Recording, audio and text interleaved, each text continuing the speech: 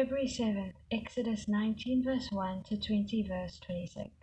In the third day, on the same day of the month, that the Israelites had left the land of Egypt, they entered the wilderness of Sinai. After they departed from Rephidim, they entered the wilderness of Sinai and camped in the wilderness. And Israel camped there in front of the mountain. Moses went up to the mountain to God, and the Lord called to him from the mountain.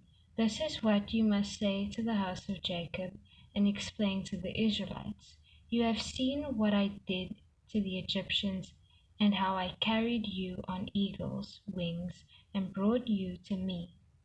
Now if you listen to me and carefully keep my covenant, you will be my own possession out of all the peoples, although all the earth is mine, and you will be my kingdom of priests and my holy nation.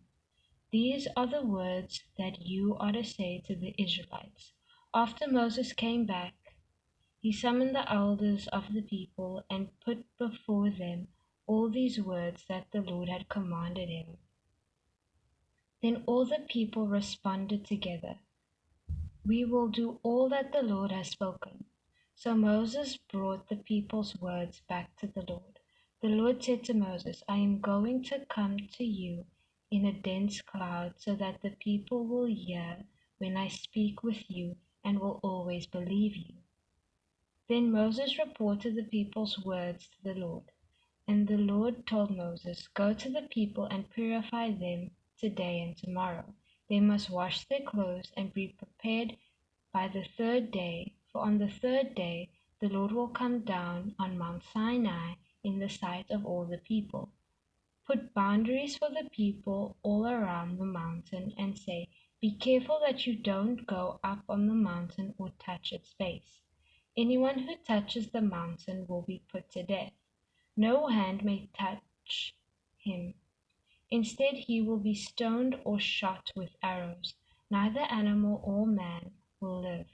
When the ram's horn sounds a long blast, they may go up the mountain."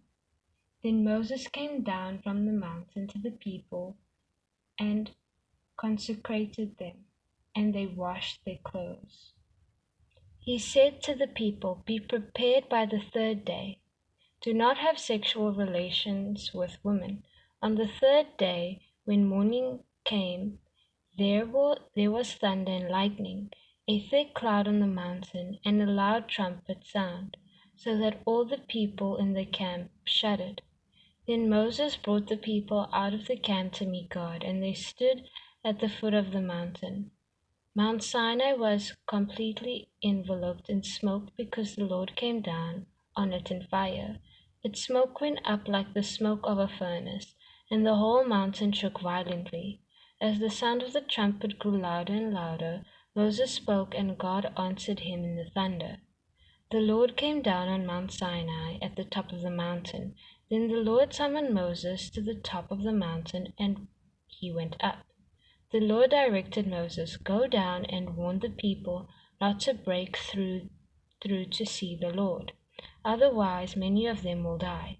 Even the priests who come near the Lord must purify themselves, or the Lord will break out in anger against them." But Moses responded to the Lord, "The people cannot come up Mount Sinai, since you warned us. Put a boundary around the mountain and consider it holy." And the Lord replied to him, "Go down and come back with Aaron, but the priests and the people must not break through to come up to the Lord, or he will break out in anger against them." So Moses went down to the people and told them. Then God spoke all these words, "I am the Lord your God, who brought you out of the land of Egypt, out of the place of slavery.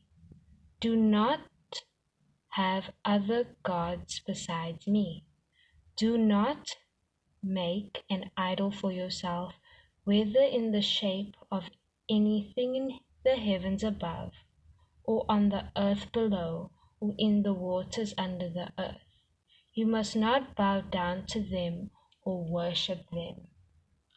For I, the Lord your God, am a jealous God, punishing the children for the father's sin, to the third and fourth generations of those who hate me, but showing faithful love to 1,000 generations of those who love me and keep my commands. Do not misuse the name of the Lord your God, because the Lord will punish anyone who misuses his name. Remember to dedicate the Sabbath day. You are to labor 6 days and do all your work, but the seventh day is a Sabbath to the Lord your God. You must not do any work, you, your son or daughter, your male or female slave, your livestock or the foreigner who is within your gates. For the Lord made the heavens and the earth, the sea and everything in them in 6 days. Then he rested on the seventh day. Therefore the Lord blessed the Sabbath day and declared it holy. Honor your father and your mother, so that you may have a long life in the land that the Lord your God is giving you. Do not murder, do not commit adultery, do not steal, do not give false testimony against your neighbor. Do not covet your neighbor's house, do not covet your neighbor's wife, his male or female slave, his ox or donkey, or anything that belongs to your neighbor. All the people witnessed the thunder and lightning, the sound of the trumpets, and the mountain surrounded by smoke. When the people saw it, they trembled and stood at a distance. You speak to us, and we will listen, they said to Moses. But don't let God speak to us, or we will die. Moses responded to the people, Don't be afraid. For God has come to test you, so that you will fear him and will not sin. And the people remained standing at a distance as Moses approached the thick darkness where God was. Then the Lord told Moses, This is what you are to say to the Israelites. You have seen that I have spoken to you from heaven. You must not make gods of silver to rival me. You must not make gods of gold for yourself. You must make an earthen altar for me and sacrifice on it your burnt offerings and fellowship offerings, your sheep and goats as well as your cattle. I will come to you and bless you in every place where I cause my name to be remembered. If you make a stone altar for me, you must not build it out of cut stones. If you use a chisel on it, you will defile it. You must not go up to my altar on steps, so that your nakedness is not exposed on it. Psalm 18, verse 43 to 50. You have freed me from the feuds among the people. You have appointed me the head of nations. A people I had not known serve me. Foreigners submit to my grudgingly. As soon as they hear, they obey me. Foreigners lose heart and come trembling from their fortifications. The Lord lives. May my rock be praised. The God of my salvation is exalted. God, he gives me vengeance and subdues peoples under me. He frees me from my enemies. You exalt me above my adversaries. You rescue me from violent men. Therefore I will praise you, Lord, among the nations. I will sing about your name. He gives great victorious to his king, great victories to his king. He shows loyalty to his anointed, to David and his descendants forever. Proverbs 4, verse 14 to 17. Don't set foot on the path of the wicked.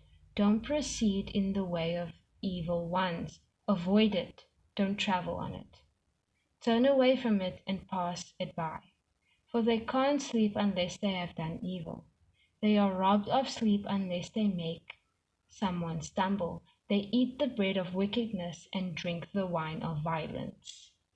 Matthew 24, verse 1 to 14. As Jesus left and was going out of the temple complex, his disciples came up and called his attention to the temple buildings. Then he replied to them, "Don't you see all these things? I assure you, not one stone will be left here on another that will not be thrown down." While he was sitting on the Mount of Olives, the disciples approached him privately and said, "Tell us, when will these things happen? And what is the sign of your coming and end of the age?" Then Jesus replied to them, "Watch out that no one deceives you, for many will come in my name, saying, 'I am the Messiah,' and they will deceive many. You are going to hear of wars and rumors of wars. See that you are not alarmed, because these things must take place, but the end is not yet. For nation will rise up against nation, and kingdom against kingdom. There will be famines and earthquakes in various places. All these events are the beginning of birth pains. Then they will hand you over for persecution, and they will kill you. You will be hated by all nations because of my name. Then many will take offense, betray one another, and hate another. Many false prophets will rise up and deceive many. Because lawlessness will multiply, the love of many will grow cold, but the one who endures to the end will be delivered. This good news of the kingdom will be proclaimed in all the world as a testimony to all nations, and then the end will come. 3 forms of dishonesty. Do not give false testimony against your neighbor. Exodus 20, verse 16. The suggestion that even mature Christians can inwardly resist truth might shock some, but the real issue is it true? Among the popular defenses we use to resist truth, the first is projection. This occurs when we are to blame for something, but we project the blame onto someone else so that we can feel more comfortable about ourselves. It may sound a simple thing, but all dishonesty is destructive, even simple dishonesty. Then take the defense of denial. How many times did we refuse to face the fact that we may be angry about something, and when someone says, "Why are you angry?" we reply with bristling on hostility, "I'm not angry." We fail to recognize what others can see plainly, and denial, no matter how one looks at it, is a form of inner deceit. Another dishonest defense is rationalization. We are guilty of this whenever we persuade ourselves that something is what it is not. C.S. Lewis points out that when our neighbor does something wrong, it is obviously because he or she is bad, while if we do something wrong, it is only because we did not get enough sleep, or someone gave us a rough day, or our blood chemistry is at fault, and so on. All of these defense mechanisms deprive us of inner honesty, and apart from hindering our spiritual growth, they also lower our defense against Satan. This is why over and over again in Scripture we are bided to open up to honesty. The more honest we can be, the more spiritually powerful and effective we can be. Prayer. Lord, help me open up to honesty, for I see that the more honest I am, the more authority I can wield over Satan. I want to be able to say, as you said, the ruler of the world is coming. He has no power over me. I ask for your name's sake. Amen.